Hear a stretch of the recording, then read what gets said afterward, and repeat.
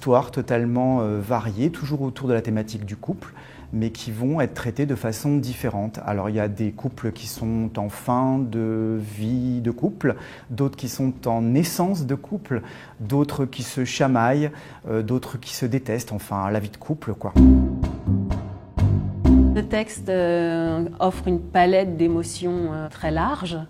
On découvre justement plusieurs textes de Jean-Michel Ribes et du coup je trouve qu'il y a plusieurs émotions que l'on travaille, plusieurs personnages avec des personnalités très fortes. Alors c'est tiré de différents recueils, donc il y a des recueils qui ont dû être écrits dans les années 80 et d'autres qui sont beaucoup plus récents, qui datent des années 2000.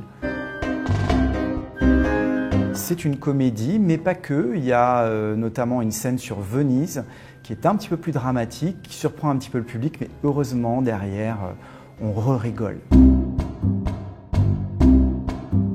On utilise souvent l'adjectif absurde, en fait, qu'on colle un peu sur son texte et son univers, mais c'est pas si absurde que ça. Le texte est très fleuri, très ornementé, donc on part un peu dans plein de directions, mais ça... Il y a toujours une base qui est très ancrée dans le réel. Je joue une tomate et je n'ai ni bras ni main. C'est celui que je redoutais le plus à interpréter au départ, à vrai dire, parce que c'est un personnage qui est très en douceur, très naïf. L'idée était de garder un aspect poétique au spectacle. C'est vrai que dans l'écriture de Jean-Michel Ribes, il y a quelque chose de drôle, mais il y a aussi quelque chose de poétique. Il fallait un décor qui soit léger et à la fois poétique, donc on a opté pour du carton et des objets qui se déploient, qui se déplient un peu comme de l'origami et qui permettent comme ça de passer d'un univers à l'autre très simplement avec beaucoup de poésie.